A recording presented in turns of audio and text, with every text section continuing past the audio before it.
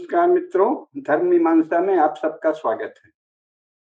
कृष्णाय वासुदेवाय हरे परमात्मने प्रणतः क्लेशनाशाय गोविंदाय नमो नमः। वसुदेव सुतं देवं कंसचाणूरमर्दनं देवकी परमानंदं कृष्णं वंदे जगद्गुरुं। हिमालयात् समारभ्य यावद् इन्दुसरोवरं वर्षतद्भारतं नाम भारतीयत्र संततिः।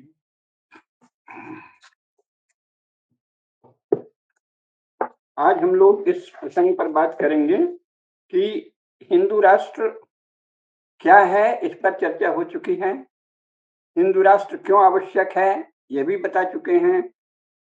अगर कोई हिंदुओं के साथ भेदभाव न करता 77 वर्षों से, सनातन धर्म की अकारण निंदा और तिरस्कार नहीं किया जाता, अन्य मजहबों और रिलीजन के विरुद्ध कुछ भी बोलना अपराध और असंभव बनाकर केवल हिंदू समाज की निंदा करना कोई बहुत फैशन न बना दिया गया होता तो हिंदू राष्ट्र की आवश्यकता नहीं थी।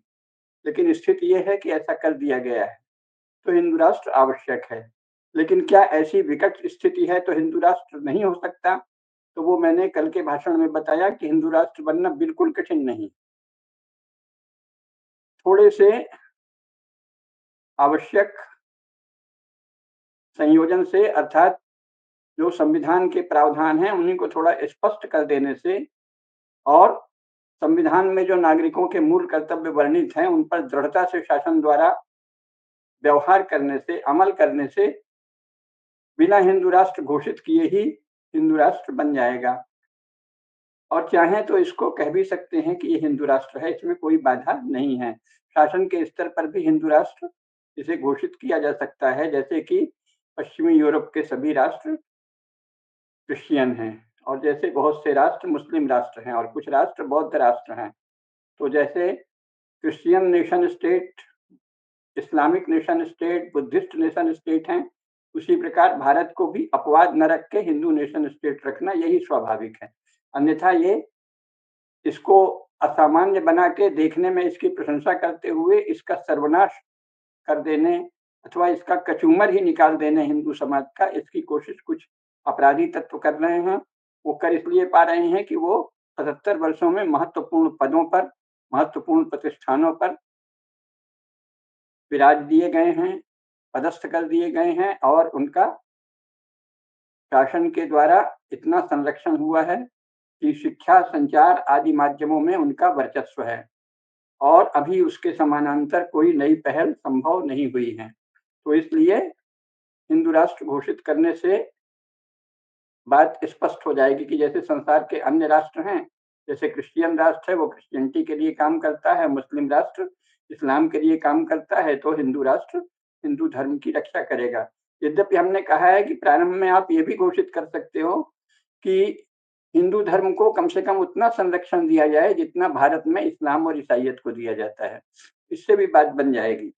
तो कैसे आएगा हिंदू राष्ट्र, कैसे बनेगा हिंदू राष्ट्र, कुछ भी कठिन नहीं है, लेकिन करने वाला अभी तक कोई शक्तिशाली या बड़ा दल सामने नहीं आया है।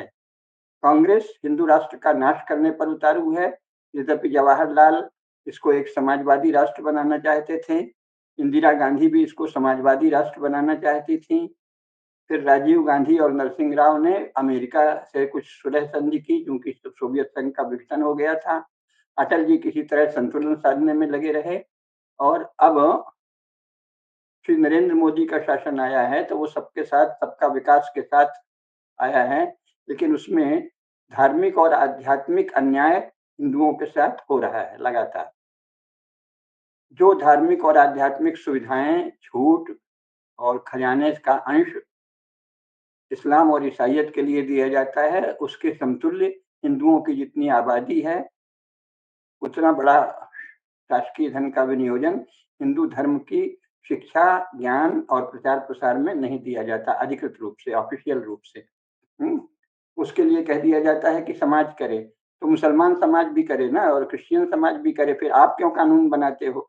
तो ये सब झूठ और अन्यायपूर्ण बातें बंद हों, इसलिए हिंदू राष्ट्र घोषित होना आवश्यक है। तब सवाल है कि अगर अभी तक के किसी भी दल ने आज तक नहीं कहा है कि वो भारत में हिंदुओं के साथ अन्याय को समाप्त करेगा, और हिंदुओं के साथ, हिंदू धर्म के साथ कम से कम वैसा ही आदरपूर्ण और संरक्षणपूर्ण और उचित राजकीय वित्त पोषण करके संरक्षण देगा, सहयोग करेगा, भेदभाव नहीं करेगा, पक्षपात नहीं करेगा, उतना अंश तो देगा जितना वह इस्लाम और ईसाइयत के लोगों को देता है। तो अभी तक किसी दल ने यह घोषणा नहीं की है। सब दल कहते हैं कि हाँ करेंगे, लेकिन व्यवहार में आज तक किसी ने सनातन धर्म को, मानव धर्म को भारत का आदर्श नहीं घोषित किया है। सबके सब एक भेदभावपूर्ण व्यवस्था को ही भारत का आदर्श घोषित करते हैं। 77 वर्षों से एक भेदभावपूर्ण शासन भारत के शासक करते रहे हैं। यद्यपि संविधान में ऐसे भेदभाव की कोई भी गुंजाइश नहीं, लेकिन भारत के शासकों ने जानबूझकर हिंदू धर्म के साथ भेदभाव किया है, इस्लाम और ईसाइयत के साथ अनुचित पक्षपात किया है, बहुत अनुचित पक्षपात किया है। तो ये सब तथ्य जानना चाहिए। अब सवाल ये है कि जब कोई भी दल ये नहीं कर रहा है, तो कौन लाएगा हिंदू राष्ट्र? अपने आप ये सवाल उठता है कि हिंदू राष्ट्र कौन लाएगा?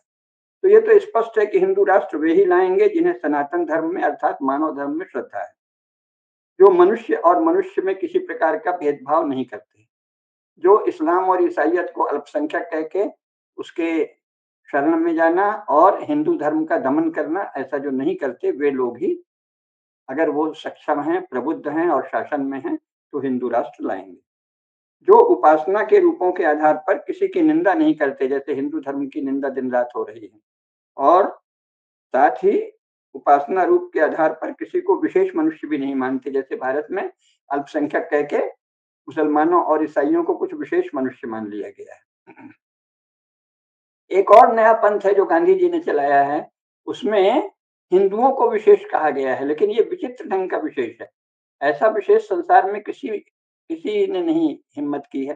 ये छलपूर्ण विशेष है।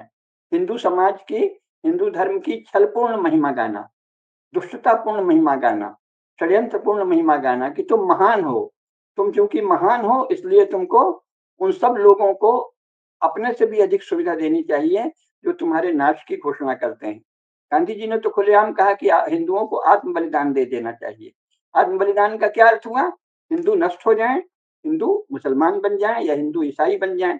ऐसा कहने पर तो कोई उनको सहन नहीं करता, थू होती, तिरस्कार होता, बहिष्कार होता, जगह जगह प्रचंड विरोध प्रदर्शन होता, हो सकता है कोई लात घूंसों से पिटाई भी कर देते। तो उसको कैसा सुंदर कहा कि हिंदू धर्म महान है, इसलिए हिंदू आत्म बलिदान करें, मुसलमानों के समक्ष आत्म बलिदान करें, और मुसलमान हिंदुओं के समक्ष आत्म बलिदान करें, ये एक बार भी नहीं कहा। इसी का नया रूप इस समय कुछ बड़े बड़े हिंदू संगठन बने हैं, उनके नेता कह रहे हैं कि हिंदुओं को, इस्लाम और ईसाइयत को हिंदू धर्म को गाली देने का अधिकार देना चाहिए, हिंदू धर्म की निंदा का अधिकार देना चाहिए। अगर उन्होंने मंदिर तोड़कर मस्जिद बनाई है तो कोई बात नहीं, उनको मस्जिद रखने देना चाहिए। लेकिन अगर एक भी मस्जिद गैर कानूनी पाई गई और उसकी जगह मंदिर आया तो हाय हाय मचाने का उन्हें अधिकार है। ये कैसी महानता है?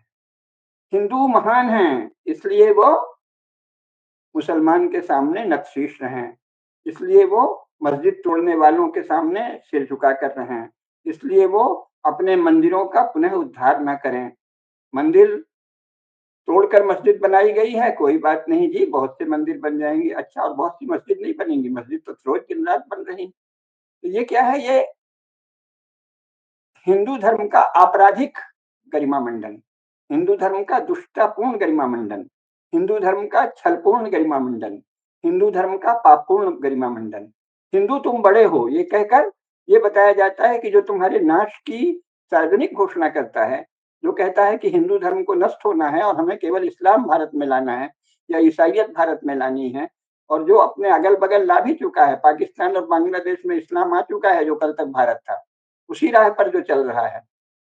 नागालैंड में क्रिश्चियनिटी आ चुकी है जो बाकायदे आज भारत का अंग है, लेकिन वहां क्रिश्चियनिटी का वर्चस्व है। उनके सामने झुकने को, समर्पण को, अपना अधिकार त्यागने को, हिंदू धर्म का आत्मगौरव की रक्षा का भी अधिकार त्यागने को, हिंदू धर्म को शिक्षा के संसाधन देने को, ज्ञान के संसाधन देने को, संस्कृति के संसाधन देने को, मंदिरों का जीर्णोद्धार करने को जो वर्जित करता है, मना करता है, बाधित करता है और तर्क ये देता है कि चूँकि तुम महान हो इसलिए ये नहीं करो, तो वो तो क्या कहा जाए? प्रथम दृष्टि में ये दिखता है कि वह दुष्ट है। तो ये क्या है? दुष्टतापूर्ण गरिमा मंडन हिंदू धर्म का। तो ऐसे लोग तो हिंदू राष्ट्र नहीं बनाएँगे।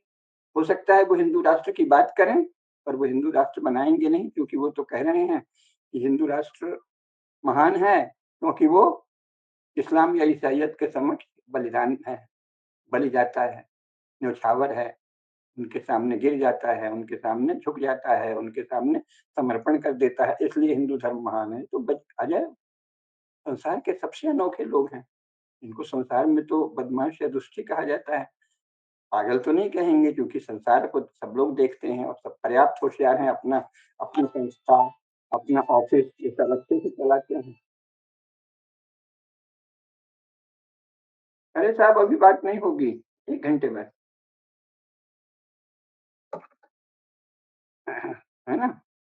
तो इसलिए ऐसी कैसी महानता है?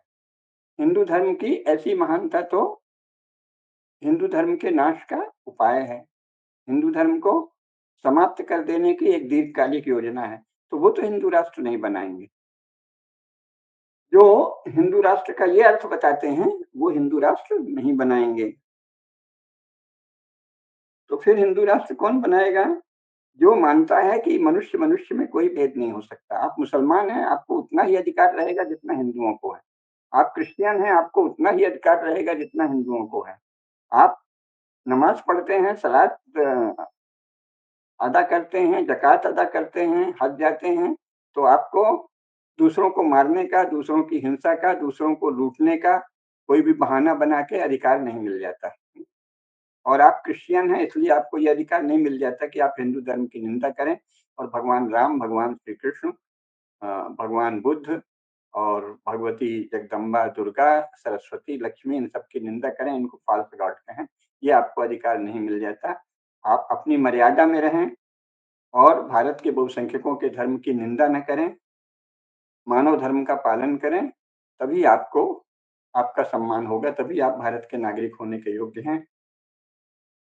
संविधान के भाग 4 का अनुच्छेद 51 में दिए गए नागरिकों के मौलिक कर्तव्यों का आप पालन करते हैं, राष्ट्रीय एकता और अखंडता की रक्षा करते हैं, बंधुता की, समान बंधुता की, कॉमन ब्रदरहुड की उपेक्षा नहीं करते, उल्लंघन नहीं करते और उसके विरुद्ध काम नहीं करते हैं, तभी आप भारत के नागरिक होने योग्य हैं। जो यह मानेगा, वही हिंदू राष्ट्र लाएगा। अभी तक ऐसा कोई दल भारत में सामने नहीं आया है। उपासना रूप या आस्था या ईमान के आधार पर कोई भगवान का चुना हुआ समुदाय नहीं हो जाता कि वो दूसरों को चाहे जैसे दबाए और उनकी निंदा करे। राष्ट्र जीवन और लोक जीवन में अपने योगदान के आधार पर, प्रतिभा, सदाचार, शील के आधार पर कोई विशेष सम्मान का अधिकारी बन सकता है, लेकिन उपासना के आधार पर कोई विशेष सम्मान का अधिकारी, उपासना के रूप के आधार पर, साधना के आधार पर तो बन सकता है, लेकिन हम अमुक ढंग की इबादत या प्रेयर करते हैं, इसके आधार पर वह विशेष सम्मान का अधिकारी नहीं बन सकता। ऐसी श्रद्धा रखने वाले लोग ही हिंदू राष्ट्र लाएंगे। तब प्रश्न उठेगा कि साहब अभी तक कोई दल नहीं है, तो क्या आप कोई नया समाज बनाएंगे? नया समाज बनाने की बात ही अहिंदू है। कोई दल नहीं है तो ये दल कुल मिलाकर सारे ही दलों के कुल सदस्य 1 करोड़ से अधिक नहीं है। तो कम से कम 99 करोड़ हिंदू हैं। तो ये तो अल्पसंख्यक है ना। सारे ही दलों के लोग जो सक्रिय हैं, वो चूँकि बाकी हिंदुओं को अभी तक ठीक से इस राज्य का, राजनीति का, राज्य व्यवस्था का कोई अनुमान नहीं हुआ है, इसलिए वो उसमें अभी नहीं रुचि ले रहे हैं। धीरे-धीरे उसको समझ आ रही है, सोशल मीडिया वगैरह के कारण काफ़ी कुछ समझ आ रही है। कुछ प्रबुद्ध लोग ज्ञान फैला रहे हैं, उसके कारण भी समझ आ रही है। तो बन जाएँगे और दल बन जाएँगे, बीसों दल बन जाएँगे। नए दल बन जाएँगे, हिंदू चेतना, सनातन धर्म की चेतना, मानव धर्म की चेतना वाले दल भी बन जाएँगे। इसलिए ये कोई नया समाज नहीं बनेगा, जो समाज बना हुआ है सदा से, सनातन समाज है, जिसके सनातन संस्कार हैं, वही समाज काम करेगा, है ना? नया समाज बनाने की बात कौन लोग करते हैं? जो आत्मा को ईंट और भौतिक संरचनाओं की तरह मानते हैं, जैसे मार्क्स मानता था। और जो पुनर्जन्म में भी विश्वास नहीं करते, बल्कि जीवन की, आत्मा की पुनर्रचना में विश्वास करते हैं। यानी इसको नए ढंग से एक ही जीवन में आत्मा को ही बदला जा सकता है। यानी जो मानते हैं कि मनुष्य की आत्मा को बदला जा सकता है इसी जीवन में, यानी उसको वो शासक के अनुरूप बनाया जा सकता है, उसको शासन के द्वारा नियंत्रित किया जा सकता है, उसको कम्युनिस्ट बनाया जा सकता है या कुछ और कोई और इस सोशलिस्ट, नेशनलिस्ट कुछ बनाया जा सकता है बलपूर्वक। और उसकी व्याख्या ये है कि जो कोई विचारक या नेताजी कहें वही उनका इज़्म है। मार्क्सिज्म क्या है जो मार्क्स कहे, सोशलिज्म क्या है जो कुछ सोशलिस्ट नेता कहें, नेशनलिज्म क्या है जो नेशनलिस्ट नेता कहें। उसके अनुसार नागरिकों की आत्मा को बदला जा सकता है क्योंकि वो ईंट रोड़े की तरह हैं। कंस्ट्रक्ट उनका कंस्ट्रक्शन किया जा सकता है क्योंकि वो कंस्ट्रक्ट मात्र है। सोल एक कंस्ट्रक्ट है, इसलिए उसका रिकंस्ट्रक्शन हो सकता है। ऐसा जो मानता है वही नए समाज की बात करता है।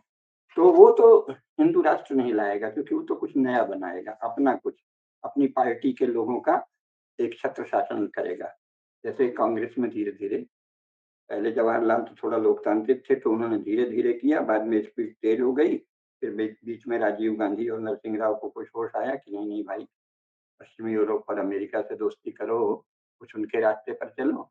लेकिन इसके बाद राहुल गांधी, सोनिया गांधी और राहुल गांधी जब आए तो ये इसको क्रिश्चियन संस्कार वाला, क्रिश्चियन आस्था वाला नेशन स्टेट बनाने की कोशिश करने लगे, कम्युनिस्ट जार्गन बोलते हुए। तो वो तो हिंदू राष्ट्र नहीं बनाएंगे। तो नया समाज बनाने वाले जो भी लोग हैं, वो क्या करते हैं, नया मनुष्य कहते हैं ना, हम नया मनुष्य बनाएंगे। नया मनुष्य बनाएंगे तो क्या आप जेनेटिक इंजीनियरिंग करेंगे? और आपकी जेनेटिक इंजीनियरिंग नहीं होगी, दूसरों को नया बनाएंगे क्योंकि हम नए हैं ही। जो कोई कहता है नया समाज बनाएंगे तो वो नस्लवादी, वो मानता है कि हम तो नए हैं जी, हम तो अमुक विचार को मानते हैं, फलाने जी का विचार, ढकाने जी का विचार, अमुक विचारक का विचार, हमको फलाने ऋषि या योगी या किसी का भी विचार सूझ गया इसलिए हम नए मनुष्य हो गए और हम नए मनुष्य हैं, दूसरे को भी नए मनुष्य बनाएंगे। तो ये तो हिंदू दृष्टि नहीं है, ये बौद्ध दृष्टि नहीं है। भगवान बुद्ध ने क्या कहा, आत्मदीपो भव, अपदीपो भव। और ये कहा कि भाई हम जिस रास्ते से चल के पहुंचे हैं वो हम आपको बता देते हैं, आपको लगे तो आप भी उसी तरह का अनुसरण कर लीजिए या किसी अन्य रास्ते का अनुसरण करिए। आत्मज्ञान का, स्व को जानने का, संसार को जानने का, सत्य को जानने का ये मार्ग है। हम्म? आत्म ज्योति को पहचानने का, आत्म ज्योति को देख पाने का, बोध का ये मार्ग है, आत्मदीपो भव। ये नहीं है कि नहीं हम जान गए हैं, बस हम तुमको ठोक पीट के बदल देते हैं, तुम तो कोई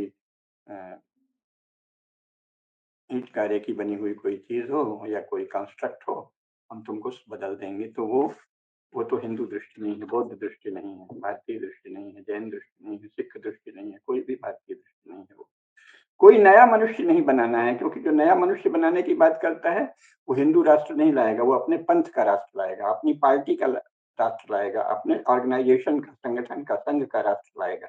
कोई संघ होगा उनका, कोई संगठन होगा, कोई परिषद होगी, कोई कांग्रेस होगी, कोई पार्टी होगी, उसका राष्ट्र लाएगा, वो हिंदू राष्ट्र नहीं बनाएगा। हिंदू राष्ट्र तो वो बनाएगा जो सभी मनुष्यों में एक चैतन्य की सत्ता मानता है, सभी मनुष्यों में अभिव्यक्त। जो आत्माओं की फसल काटने की बात करता है, हार्वेस्टिंग द सोल, वो तो हिंदू राष्ट्र नहीं लाए क्योंकि वो मानता है कि ये आत्माएं जैसे गेहूं की फसल है, चावल की फसल है, मक्के की फसल है, बाजरा की फसल है, इसी तरह अरहर की फसल है, हम इसको काट लेंगे। काटेंगे किसके लिए? जीसस के लिए। तो वो शेष लोग फसल हैं, काटने वाला तो उनसे ऊपर है और काट कर जिसको देना चाहता है वो और महा ऊपर है। ऐसी जो धारणा रखता है, हार्वेस्टिंग द सोल, सोल्स को, आत्माओं की फसल काटना और उनको जीसस के चरणों में समर्पित करना, वो तो हिंदू राष्ट्र नहीं लाएगा।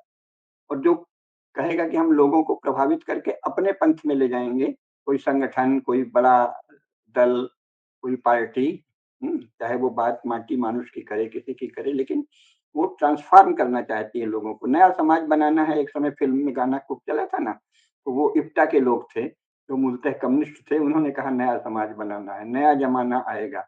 नया जमाना तो हर क्षण अपने आप आता है, लेकिन उसमें नया मनुष्य बनाना है। तो नया मनुष्य बनाने वाले लोग हिंदू राष्ट्र नहीं लाएंगे। और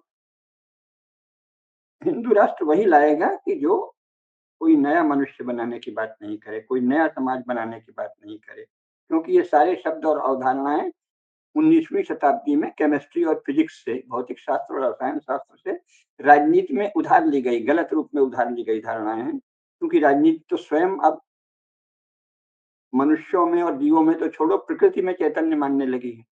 जब प्रकृति में ही चैतन्य है, आप प्रकृति के साथ अन्याय करेंगे तो प्रकृति आपको बदला लेगी, वातावरण पर्यावरण प्रदूषण हो जाएगा, भूकंप आएगा, जहर फैल जाएगा, विषाक्त हो जाएगा, कुछ भी, है ना? बहुत सारे उत्पात होंगे। प्रकृति भी चैतन्य है। पदार्थ में भी एक सूक्ष्म, एक चेतना का एक अंश विद्यमान है, जो वैसे हमारे मनुष्यों या अन्य जीवों की तरह व्यक्त नहीं दिखता। जब विज्ञान यहाँ तक पहुंच गया है, तो फिर जो 19वीं शताब्दी ईस्वी की रसायन शास्त्र और भौतिक शास्त्र की धारणाएं हैं, उनके आधार पर जो संगठन बने हैं कि हमको तो लोगों को बदलना है, हमको तो नया समाज बनाना है। हम, हमारे पार्टी का या हमारे संगठन का बहुत बड़ा विचारक होगा, वो अपने वर्कर रूपी उत्प्रेरकों के कैटालिटिक एजेंटों के द्वारा ट्रांसफॉर्म कर देगा, सारे समाज को बदल देगा, एक नया समाज बनाएगा, नया हिंदू समाज बना देगा। तो जो नया हिंदू समाज बनाना चाहते हैं, वो पुराने हिंदू समाज की लगातार निंदा करेंगे। तो वो कौन है? वो ईसाई या मुसलमान से प्रभावित हैं। अपने पूर्वजों की निंदा करना, अपने पूर्वजों में अगर कोई छोटी-मोटी भूल कहीं भी होती रहती, हमारे भीतर भी है, उनमें भी होगी, तो उसको समझ के जो सुधार लेना वो अलग बात है। लेकिन उनकी सार्वजनिक निंदा करना, मुख्य काम अपने पूर्वजों की निंदा में रस लेना और अपना दोष, अपनी कमी नहीं देखना, तो वो लोग तो ईसाइयत और इस्लाम से प्रभावित हैं। जैसे क्रिश्चियनिटी और इस्लाम क्या करते हैं? क्रिश्चियनिटी में कितनी पोल है, कितनी हास्यास्पद धारणाएँ हैं, जो दार्शनिक हैं, जो बड़े लोग हैं, वो सब देखते हैं, सबने उसका खंडन किया है और उपहास किया है।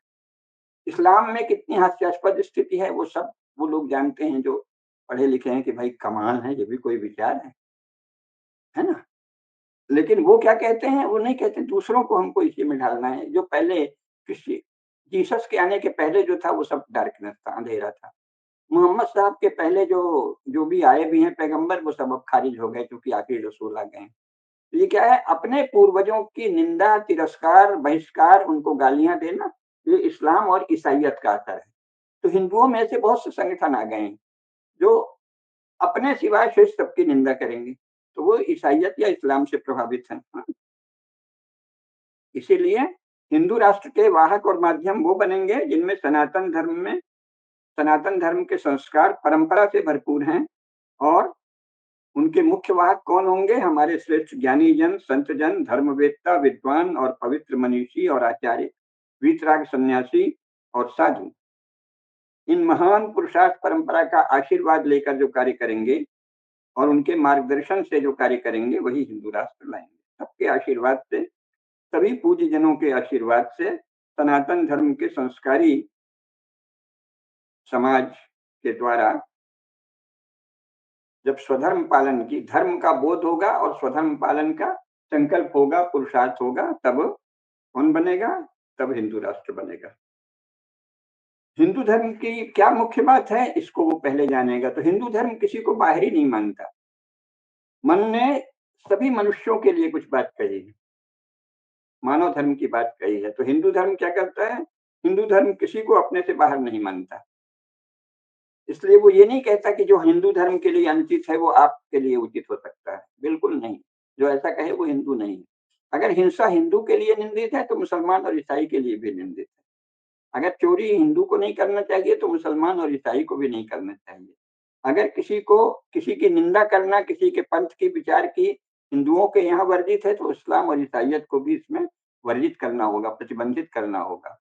अगर हिंदू जो है वो सबको साथ लेकर बराबरी से सम्मान के साथ चलता है, तो भारत में मुसलमान और ईसाई को भी करना पड़ेगा, है ना? ये नहीं है कि साहब हमारा तो हमारी फलानी किताब में लिखा है, हमारी किताब में लिखा है इसलिए हम आपको मारेंगे, तो ये नहीं चलने दिया जाएगा। ये कम से कम इतना संकल्प जिसमें होगा, ये नहीं कि नहीं नहीं ठीक है, आपने तो मंदिर तोड़ लिया, कोई बात नहीं, मंदिर, आपने हमारे मंदिर तोड़ दिए, हमारे धर्म की आप दिन रात निंदा करते हैं, आपका उद्देश्य सारे भारत को मुसलमान बनाना है, फिर भी कोई बात नहीं, आप हिंदू ही हैं, आप भारत में ही रहते हैं, रहे आइए, थोड़ा मर्यादा का पालन कीजिए, यानी आमने सामने रोज मत मारिए, चुपके चुपके योजना बनाइए, फिर किसी दिन इकट्ठा होके बलवा करके आगजनी और बलवा कर दीजिए, और शेष समय आप मंदिर आपने मंदिर तोड़ दिया, बहुत अच्छा रखे रहिए, हमको राम मंदिर मिल गया ना बस। तो ये तो ऐसे लोग हिंदू राष्ट्र नहीं लाएँगे, है ना? और हिंदू धर्म किसी को बाहर का नहीं मानता, वो कहता है भाई देखो जो हमारे लिए नियम है वही आपके लिए नियम। धर्म के अधीन सब हैं, धर्म के शासन में सब हैं। सत्य, अहिंसा, अस्तेय, प्रेम सबके लिए सार्वभौम है। ऐसा नहीं है कि केवल हमारे लिए है। आप कह दें कि नहीं जी हमें तो कहा गया है कि जो हमारे मज़हब को नहीं माने उसको हम मारेंगे। नहीं, ऐसा नहीं, कुछ नहीं चलेगा। हिंदू धर्म किसी को अपने से बाहर नहीं करता। आप कोई उपासना कर सकते हैं, वो उपासना आपकी है, आपके समूह की। लेकिन उस उपासना में हिंदू धर्म के प्रति या अन्य अपने से भिन्न धर्म या पंथों के प्रति द्वेष नहीं होना चाहिए। अपने से भिन्न उपासना वाले मनुष्यों के प्रति आप द्वेष और दुर्भाव नहीं दिखा सकते। क्योंकि कोई भी बाहर हिंदू धर्म किसी को बाहर नहीं मानता, सब हमारे हैं। सबको उस सनातन धर्म का, सार्वभौम मानव धर्म का पालन करना होगा, जो संसार के आधार हैं। तो ऐसे लोग ही हिंदू राष्ट्र लाएँगे। भिन्न-भिन्न आस्थाओं या उपासना पद्धतियों के अनुयायियों के मध्य व्यवहार की मर्यादा ही सामाजिक सामंजस्य और समरसता का आधार है।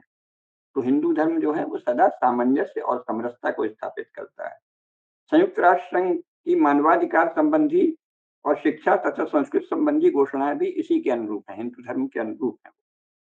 उन सब घोषणाओं के अनुरूप सामाजिक व्यवहार में मर्यादा का पालन करने के इच्छुक और उसी में सबका कल्याण देखने वाले सभी लोग हिंदू राष्ट्र के पक्ष में होंगे, क्योंकि इसमें हानि किसी की नहीं है और लाभ सभी का है। इसके द्वारा भारत के लोग अपने श्रेष्ठ पूर्वजों के ज्ञान का और पुरुषार्थ का, शील का, आदर्श का, मूल्यों का, प्रतिमानों का पालन कर सकेंगे, उनको अपना सकेंगे। ज़रूरी नहीं है कि इस मान लो कोई मुसलमान या ईसाई है और उसको कोई उन्माद बताया गया है, तो उसको बोध आ जाए तो हम उससे ये नहीं कहेंगे घर वापसी है, तुम मुसलमान ही रहे आओ। लेकिन ऐसे मुसलमान बनो जो कि हिंदू धर्म की निंदा नहीं करे, जो हिंदू धर्म के गुणों का वैसा ही सम्मान करे जैसा इस्लाम का करता है। तो इसे घर वापसी कहना आवश्यक नहीं है, वो जिस घर में है, जिस आस्था में है, उसे ही व्यापक मानवीय आस्था का एक अंग मान लेने पर आप ये मान लीजिए कि व्यापक मानवीय आस्थाएँ हैं बहुत सी, उसमें हमारे समूह की, हम मुसलमानों की ये आस्था है, हम ईसाइयों की ये आस्था है। में हमारी ही आस्था सत्य है, ये नहीं चलने दिया जाएगा, क्योंकि ये सनातन धर्म के विरुद्ध है। जो ये मानते हैं कि इस तरह नहीं चलने दिया जाएगा, वही हिंदू राष्ट्र ला सकते हैं। तो सभी विवेकवान भारतीय भारत को हिंदू राष्ट्र बनाना ही चाहेंगे, क्योंकि इसी में सबको सुख है और सबके लिए स्पेस है, शांति है और गतिशीलता है। शेष सभी उपाय अशांति और टकराव की ओर ले जाते हैं और गति को बाधित करते हैं। हिंदू राष्ट्र की स्थापना का विरोध कौन करेगा? हिंदू राष्ट्र की स्थापना का विरोध केवल वे लोग ही करेंगे जो भारत में रहकर भी ऐसी कल्पना की दुनिया में जीते हैं कि वे संपूर्ण राष्ट्र पर केवल अपने समूह का कब्जा कर लेंगे। हमारी पार्टी का, हमारे जैसे कांग्रेस तो पहले उसका नाम ही कांग्रेस था कि सबको साथ लेकर चलेंगे। लेकिन धीरे-धीरे जो उसका सोशलिस्ट धड़ा था, उसने ये संकल्प किया और ये पुरुषार्थ भी किया, छलपूर्ण, पाखंड, पापपूर्ण काम किए कि हमारे गुट का ही कंट्रोल हो, कम्युनिस्टों से प्रेरणा लेके। अब अन्य पार्टियाँ भी चाहती हैं केवल हमारा कंट्रोल हो, केवल हमारा कंट्रोल भारतीय राजनीति पर हो। तो ये तो कल्पना की दुनिया में जीना है, इससे टकराव तो होगा, आपस में मार-काट होगी, वस्तुतः कोई शांति नहीं होगी, तो ये सबको समझना चाहिए और इसके लिए वे लोग जो हिंदू हैं, जो सनातन धर्म, मानव धर्म को मानते हैं, उनको थोड़ा वीर और तेजस्वी होना होगा। अरे भाई, तुम अपनी पार्टी, अपना पंथ ही चलाना चाहोगे, तो हम तुमको प्रतिरोध करेंगे, जैसा तुम करोगे वैसा करेंगे, तुम मारोगे तो हम तुमको मारेंगे, तुम बकवास करोगे, तो हम भी कुछ बोल देंगे, हुँ? ये सहन नहीं होगा। हिंदुओं में इतनी तेजस्विता आनी चाहिए। शांति और उदारता का जो पाठ पढ़ाया गया है गांधी जी के समय से, वो हिंदुओं के नाश का है। हिंदुओं को बुद्धिहीन बनाने का उपाय है। संसार में कहीं ऐसा नहीं होता कि कोई अपने नाश के लिए लोगों को छूट दे। संसार में ऐसा कहीं नहीं होता कि तुम हमारा नाश करो, इसको हम बड़ी उदारता से बताएँगे कि हाँ जी, आप नाश कर सकते हो, कोई बात नहीं। ये तो केवल हिंदुओं में ये गांधी जी के समय से चला है और इस समय ज़्यादातर जो हिंदू संगठन है वो भी इधर झुक रहे हैं। नहीं जी, आपने भले मस्जिद बना ली है मंदिर तोड़ के, लेकिन अब रहे आओ, कोई बात नहीं, अब हम मंदिर नहीं ढूँढेंगे सब जगह। अरे! क्यों नहीं ढूँढेंगे? वो सब जगह मस्जिद नई-नई बना रहे हैं। हम अपने जो सनातन मंदिर हैं, जबकि शास्त्रों में और कानून में भी ये व्यवस्था है कि एक बार कोई मंदिर बन गया तो वो अनंत काल तक मंदिर रहेगा, जब तक वहाँ से उस मंदिर को सनातन धर्म को मानने वाले किसी पुरोहित की अगुवाई में कोई विसर्जन नहीं किया जाता देवता का मंत्र पढ़ के, कि आप अब जाइए, गच्छ गच्छ सुरश्रेष्ठ। हाँ? जब तक मंत्र पूर्वक, अनुष्ठान पूर्वक स्थापित देवता का विसर्जन नहीं किया जाता, तब तक जहाँ मंदिर बन गया वो मंदिर है। किसी ने मस्जिद बना लिया, कब्रगाह बना लिया, चर्च बना लिया, इससे कोई मतलब नहीं, उसे तोड़ने का हिंदुओं को अधिकार है, पूरा अधिकार है। और ये बात गांधी जी ने भी मानी है, लेकिन आजकल के संगठन वोट के चक्कर में, वोट का क्या चक्कर है, क्या हिंदुओं के वोट नहीं है? तो हिंदू पहले सजग हो कि हमको ये अधिकार है कि जहाँ मंदिर है वो हमारा है। आपने मंदिर तोड़कर बनाया है तो हम आपको तोड़ देंगे, या तो आप कानून से मान जाओ, कानून को वो आदेश देना चाहिए, अन्यथा कानून की व्यवस्था ऐसी बनानी चाहिए कि जो न्यायपूर्ण हो। एक बार कोई मंदिर बन गया तो वो सनातन काल के लिए मंदिर है, वो मंदिर ही रहेगा। ये प्रावधान है, ये कानूनी प्रावधान भी है, ये स्वयं ब्रिटिश काल में जुडिशरी के द्वारा दिया गया निर्णय है, कानून की व्यवस्था भी है। तो उदारता के नाम पर हिंदू धर्म के सारे अधिकारों को, सारे दावों को इस तरह छोड़ना, हिंदू धर्म को संकीर्ण बनाने, धीरे-धीरे सिकुड़ते जाने और खत्म कर देने की चाल है। तो ऐसे लोग तो नहीं करेंगे हिंदू राष्ट्र की स्थापना। और हिंदू राष्ट्र की स्थापना का ऐसे लोग विरोध करेंगे, अरे सब जगह मस्जिद मत देखो, सब जगह मस्जिद में मंदिर मत देखो। भाई सब जगह कैसे देखेंगे? जब प्रमाण होगा तभी तो देखेंगे। हुँ? तो ये विरोध के बहुत से सूक्ष्म तरीके हैं। नहीं, नहीं, नहीं, आप तो बहुत महान हैं, छोड़ दीजिए, मस्जिद बनी है तो क्या होता है? भई वो क्यों नहीं छोड़ दें? हम मंदिर बना लें तो क्या होता है? वो तो सड़क में भी म नमाज़ पढ़ लेते हैं, नई मस्जिद बन जाएगी। तो हिंदुओं के गौरव और समान अधिकार को खंडित करने वाले या उनको त्याग देने की सलाह देने वाले, उदारता के नाम पर, बड़प्पन के नाम पर, वो लोग कभी भी हिंदू राष्ट्र नहीं बनाएँगे, बल्कि वो हिंदू राष्ट्र की स्थापना का विरोध करेंगे। ये विरोध ही है। सब जगह जो है मंदिर मत देखो, मस्जिद बन गई है तो मस्जिद बने रहने दो। ये क्या है? ये हिंदू राष्ट्र का विरोध है ना? इसी प्रकार ऐसे लोग हैं जो चाहते हैं कि उन्हें विशेष संरक्षण मिले, क्योंकि वो माइनॉरिटी हैं, अल्पसंख्यक हैं। और फिर यह भी चाहते हैं कि अनुसूचित जाति या जनजाति के हम हैं तो हमको वो आरक्षण का भी लाभ मिले। ये ये तो हिंदू राष्ट्र का, मानव धर्म का, सनातन धर्म का विरोध है ना। आप दोनों लाभ कैसे ले लेंगे? ओबीसी का आप लाभ मुसलमान लेना चाहते हैं। ये तो हिंदू राष्ट्र को नष्ट करने का उपाय है। आप अगर ओबीसी हैं तो आप मुसलमान नहीं हैं। अगर आप मुसलमान हैं तो मुसलमान के नाते आपको विशेष संरक्षण मिला हुआ है, फिर ओबीसी वाला आरक्षण क्यों चाहिए? तो ये सब जानना पड़ेगा। इन लोगों ने 47 के बाद अलीगढ़ का खास तौर से जो एक स्कूल ऑफ हिस्ट्री है, उसने एक झूठ रचा, झूठा प्रोपेगेंडा। जो छोटे-छोटे जागीरदार थे, कोई दिल्ली से आगरा तक था, कोई और जरा-जरा से इलाके में, उनको भारत का शासक कह दिया, क्योंकि उन्होंने किसी कागज में लिख लिया, या नहीं भी लिखा तो ये बता देंगे कि लिखा था। हिंदुस्तान का बादशाह हो गया। है ना? माने अकबर हिंदुस्तान का बादशाह कैसे हो गया भाई? एक जागीरदार था, उसके बहुत बड़े-बड़े राज्य भारत में उस समय विद्यमान थे। मराठे थे, राजपूत थे, चोल, चालुक्य और पांड्यों के वंशज थे, विजयनगर साम्राज्य था, त्रावणकोर कोचीन था।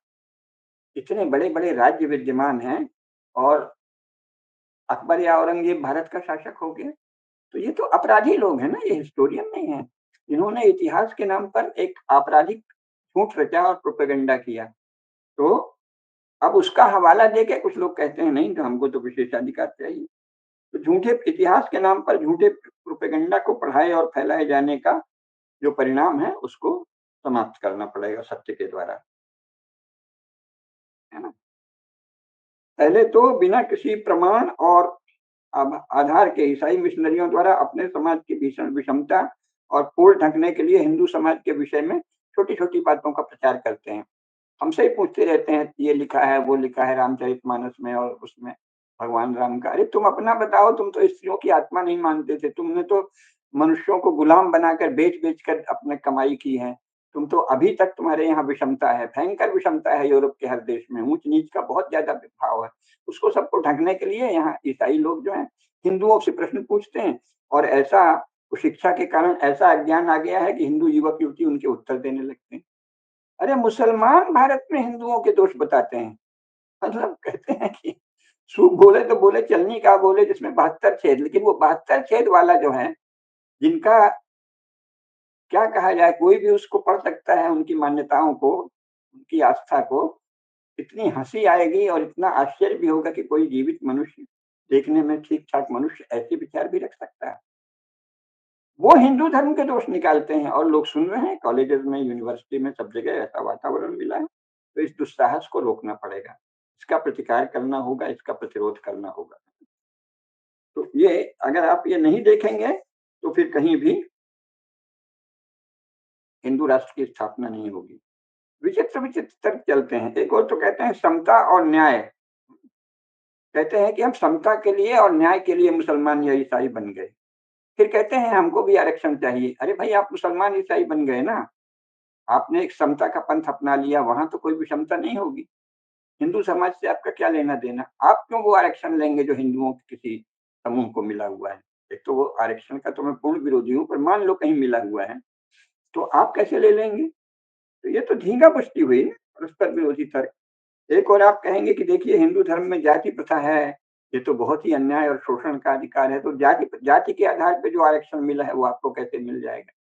तो इस तरह जो चल रहा है, ये ऐसे लोग तो हिंदू राष्ट्र का बनना किसी भी रूप में पसंद नहीं करेंगे, तो ये जानना चाहिए।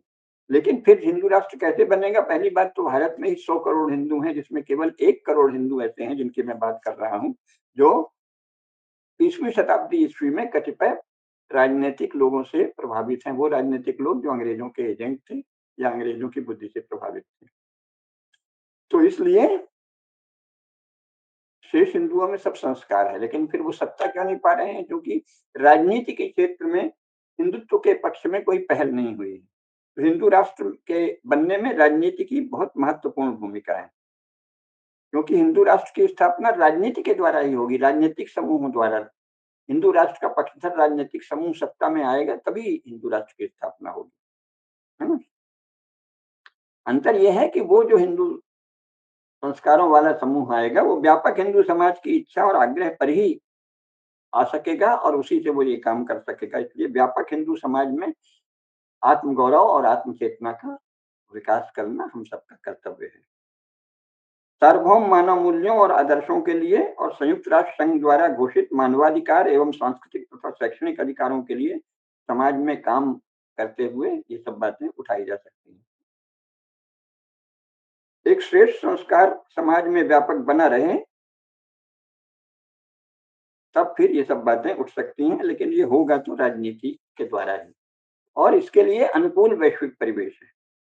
अनुकूल परिवेश है और उसकी सार्वजनिक अभिव्यक्ति कम हो रही है।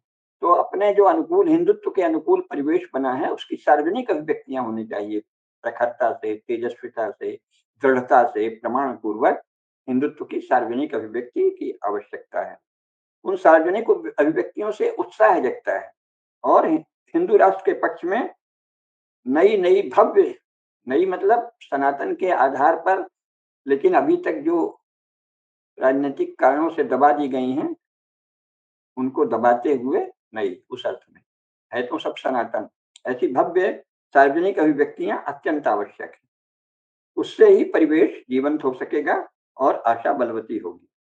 और इसके बाद मुख्य भूमिका प्रबुद्ध राजनीतिक समूहों की ही होगी। विधायिका में कुशल और प्रशिक्षित लोग ही यह कार्य कर सकेंगे।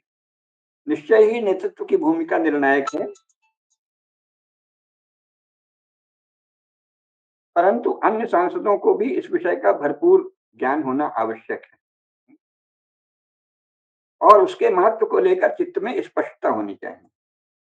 क्योंकि बात संसद में आवश्यक विधेयक प्रस्तुत होने तक की ही नहीं, व्यापक समाज में विरोधियों द्वारा भांति-भांति के भ्रम खड़े किए जाएंगे और उदार लोकतांत्रिक हिंदू समाज की उदारता का दुरुपयोग करने का प्रयास किया जाएगा।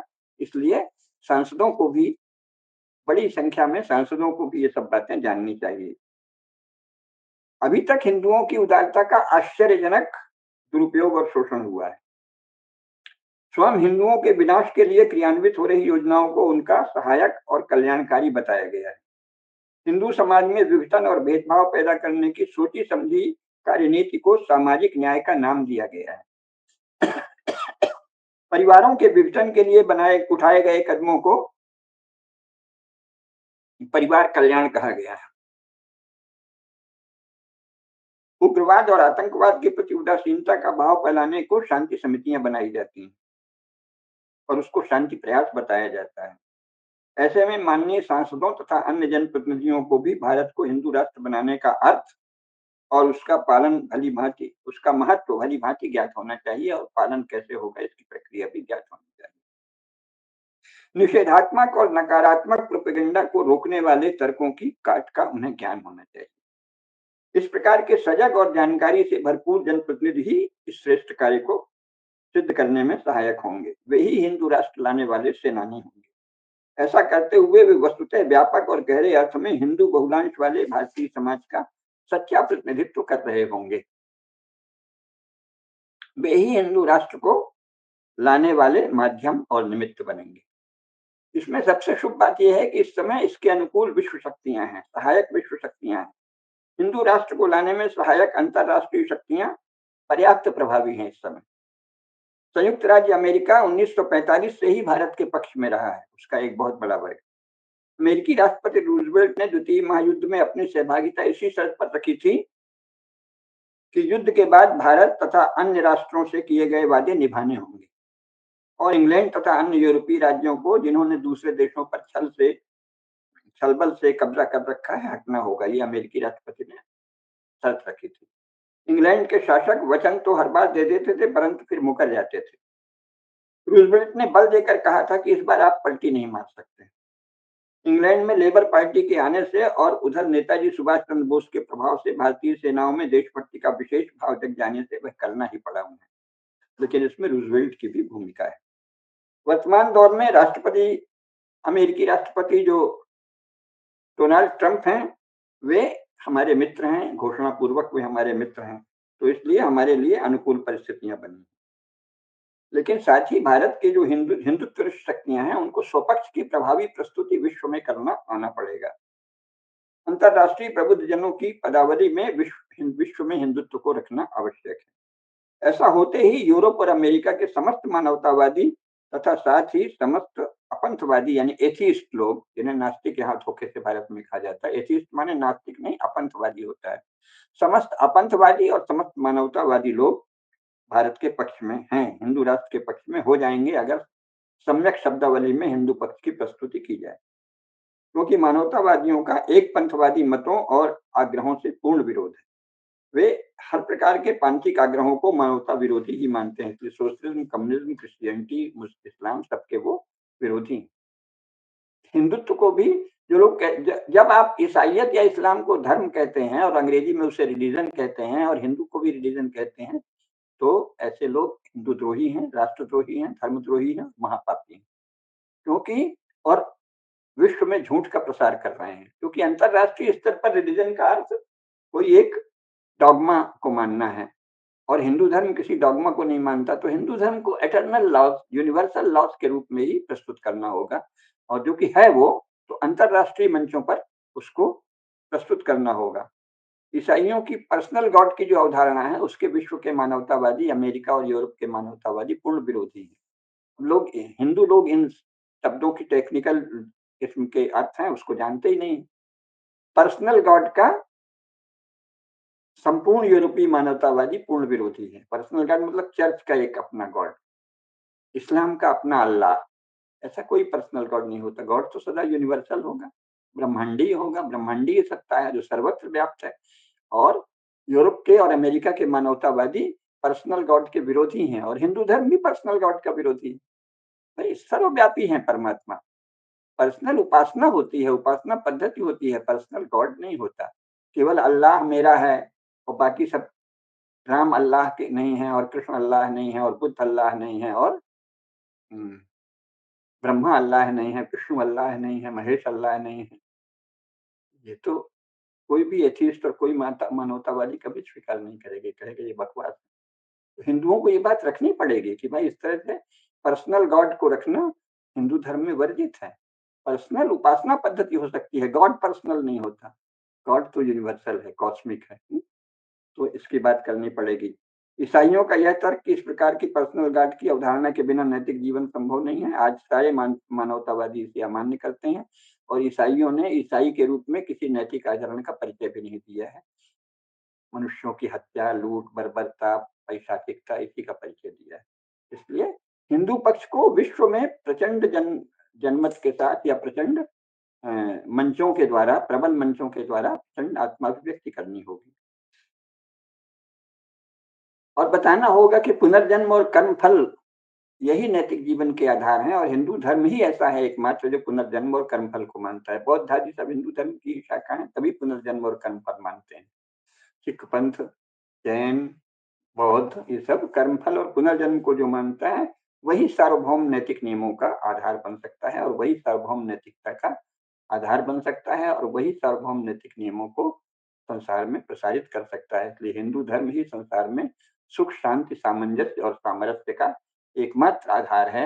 ये सब सब लोग जानते हैं, लेकिन विविध मंचों में जहाँ झूठा प्रोपेगेंडा होता है, भारत के सेकुलर, भारत के कम्युनिस्ट, भारत के सारे ही कम्युनल लोग जो सांप्रदायिक हैं वस्तुतः, मजहबी उग्रवादी, क्रिश्चियन कन्वर्जनवादी, कम्युनिस्ट और भारत के सेकुलर जो सेकुलर नहीं है वस्तुतः एक तरह का क्रिमिनल गैंग है, वो सब लोग भारत के विषय में बहुत झूठ फैलाते हैं दुनिया में। तो करना पुरुषार्थ तो करना पड़ेगा, विश्व के मंचों पर भी अपनी बात रखनी पड़ेगी। आप नहीं रखेंगे तो इस समय जैसा ताना बाना है दुनिया का, आप अलग थलग पड़ जाएंगे, आपके विरुद्ध तरह तरह का वातावरण बना के आपको विवश कर दिया जाएगा, आपके शासकों को विवश कर दिया जाएगा कि वो सारे ही दुष्टों को, हिंदू धर्म का नाश करने की घोषणा करने वाले पंथों को जगह दें, समय दें, छूट दें। तो इससे आवश्यक है कि संसार में सार्वभौम नैतिक नियमों के महत्व को, पुनर्जन्म और कर्मफल के महत्व को हिंदू धर्म की विशेषता के रूप में सभी महत्वपूर्ण मंचों में रखा जाए। वस्तुतः जिन्हें यूनिवर्सल मॉरल वैल्यूज कहा जाता है, मानवतावादी लोग अब कहने लगे अभी, जैसा मैंने एक बात बताई है कि 1946-45 में पहली बार मानवतावादियों का संघ बना है, अभी 100 साल भी नहीं हुए हैं। 70-80 साल के भीतर ही, 100 साल से कम में मानवतावादी पंथ यूरोप अमेरिका में उदित हुआ है। उसके पहले कोई मानवतावादी नहीं थे वहाँ। क्रिश्चियनिटी मानवतावादी नहीं है, इस्लाम मानवतावादी नहीं है, कम्युनिस्ट मानवतावादी नहीं है। तो सार्वभौम नैतिक नियम, यूनिवर्सल मॉरल वैल्यूज जिसे वो कहते हैं, वही सनातन धर्म है। इस बात को अच्छे से बताया जाएगा कि भारत में सनातन धर्म का अर्थ वही है, यूनिवर्सल मॉरल वैल्यूज। अंतर केवल ये है कि सनातन धर्म जो है वो सर्वव्यापी परम सत्ता का बोध रखता है और उसके उस बोध से संचालित होता है और इसलिए सृष्टि की विविधता और विराटता का उसे ज्ञान। अब देखिए इसमें भी खेल हो रहा है, बहुत खेल हो रहा है। गांधी से समय शुरू हुआ है, लेकिन गांधी ने इतना नहीं किया था। उन्होंने तो फिर भी कहा था कि एक ही धर्म की शाखाएं हैं, हिंदुत्व, इस्लाम, ईसाइयत सब, और उनको एक ही कसौटी माननी होगी जो सनातन धर्म की कसौटी है, क्योंकि वही सार्वभौम कसौटी है, सार्वभौम निकष है। लेकिन अब हिंदू संगठन में ऐसे ऐसे लोग आ गए हैं, बहुलता।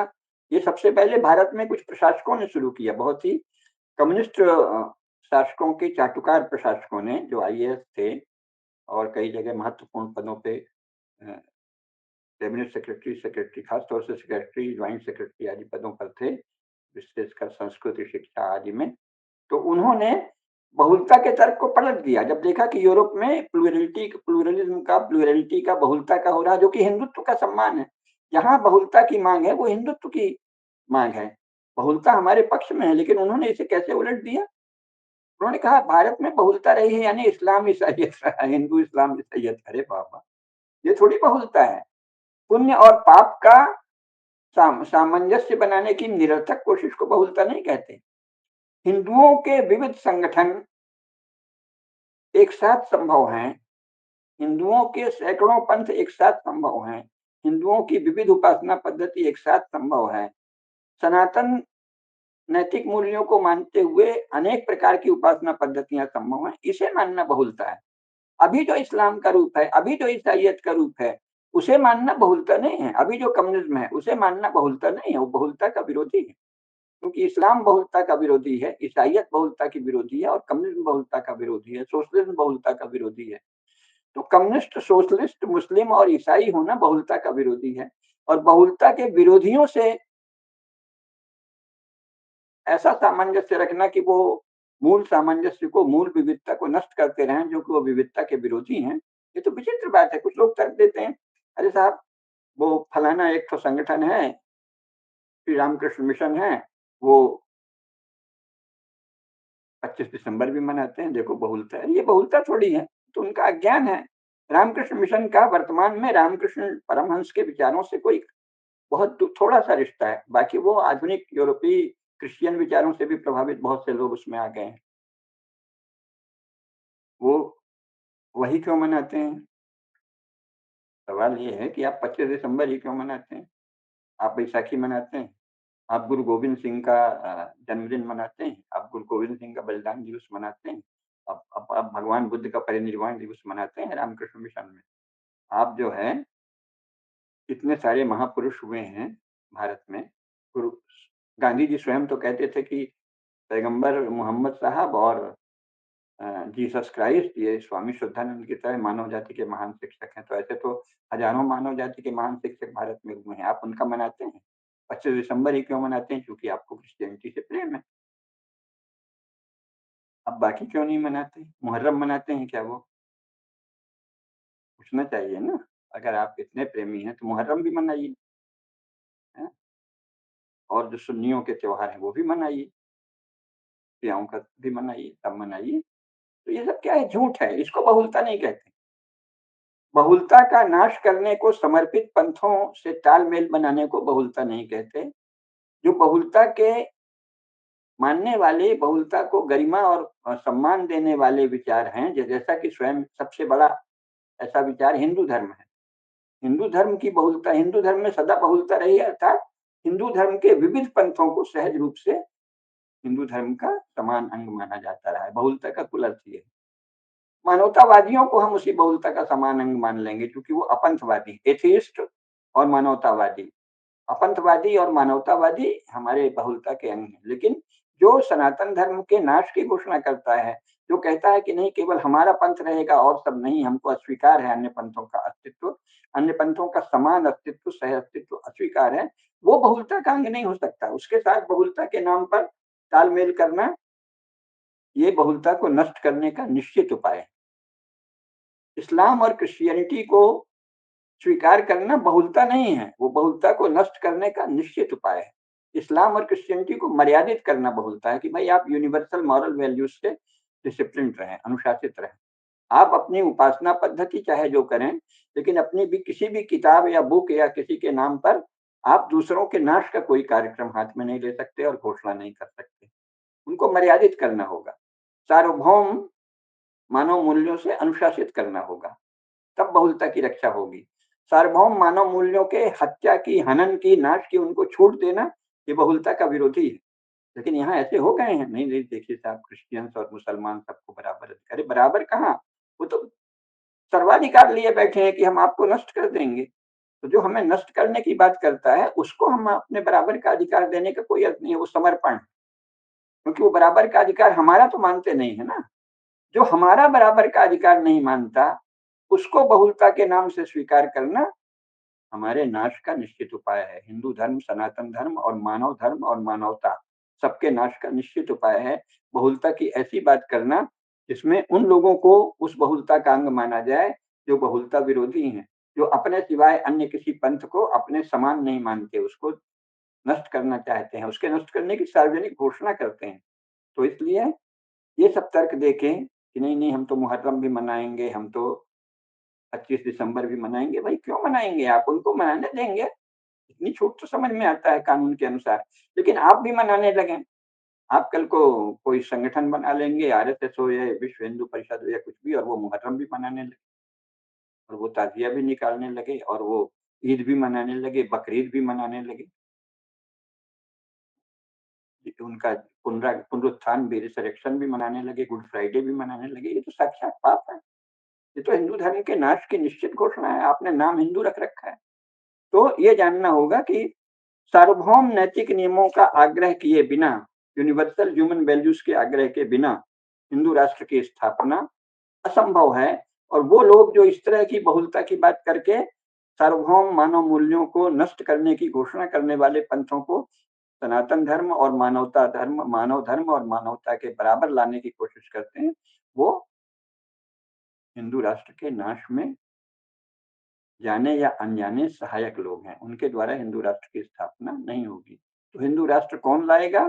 जो सचमुच हिंदुत्व के, सनातन धर्म के सार्वभौम मानव मूल्यों से, सार्वभौम नैतिक मूल्यों से संचालित होगा, शील, सदाचार, ज्ञान के द्वारा प्रयास करेगा। तो विश्व का सारा परिवेश अनुकूल है। विश्व में हमारी सहायक बहुत सी शक्तियां इस समय है, जैसा मैंने बताया। स्वयं मानवतावाद का जो नया पंथ उभरा है वो छोटा सा ही है, उसमें मुश्किल से 10 लाख लोग होंगे, सारे विश्व में 10 लाख लोग होंगे, लेकिन वो 10 लाख लोगों में से लगभग 50,000 लोग काफी महत्वपूर्ण हैं। कोई संयुक्त राष्ट्र संघ के महत्वपूर्ण पद पर है, कोई यूनेस्को में है, कोई विश्व स्वास्थ्य संगठन में है, और अनेक अमेरिकी और पश्चिमी यूरोपीय संगठनों में वो महत्वपूर्ण पदों पर है, उनका प्रभाव है। तो ऐसी अंतरराष्ट्रीय शक्तियां सनातन धर्म के, यूनिवर्सल ह्यूमन वैल्यूज के, सार्वभौम नैतिक मूल्यों के पक्ष में है इस समय, जो कि वस्तुतः हिंदू धर्म का पक्ष ही माना जाएगा, और वो हिंदू राष्ट्र की स्थापना में बहुत सहायक हो सकते हैं, बशर्ते उनके समक्ष बात को उनकी शब्दावली में रखा जाए। उनके समक्ष बात को इस तरह से रखा जाए जिससे उनकी शब्दावली में हम अपना संप्रेषण कर सकें।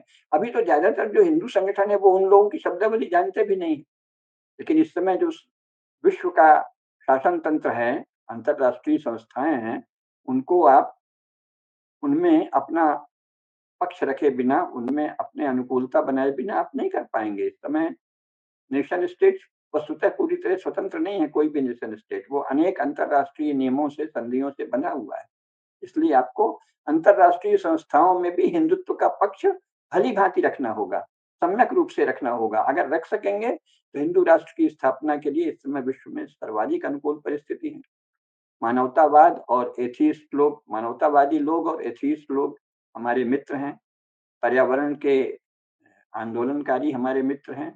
यूरोप की जो स्त्री स्वतंत्रतावादी स्त्रियां हैं, वो भारतीयों की बात अलग है, भारतीय तो हिंदू धर्म के विरोधी हैं बहुत सी स्त्री स्वतंत्रतावादी, लेकिन यूरोपीय स्त्री स्वतंत्रतावादी, अमेरिकी स्त्री स्वतंत्रतावादी स्त्रियों का आंदोलन हिंदू धर्म के पक्ष में है। पर्यावरण के आंदोलन हिंदू धर्म के पक्ष में है। तो ये सब, और विज्ञान, विज्ञान में जो नवीनता, जैसे न्यू साइंस कहा जाता है, वो तो 100% हिंदू धर्म के पक्ष में है। तो हिंदू धर्म के पक्ष में विश्व की प्रचंड शक्तियां इस समय हैं, शक्तिशाली, गौरवशाली, भव्य, ऐश्वर्यशाली, प्रभावशाली। तो इसलिए हिंदू राष्ट्र बनना बिल्कुल कठिन नहीं है, परंतु उतना तो तप और साधना, ज्ञान की साधना, पुरुषार्थ करना होगा। वही लोग हिंदू राष्ट्र भारत में ला सकेंगे। इतना ही कहना है। धर्म की जय हो, अधर्म का नाश हो, प्राणियों में सद्भावना हो, विश्व का कल्याण हो। नमः पार्वती पतये, हर हर महादेव।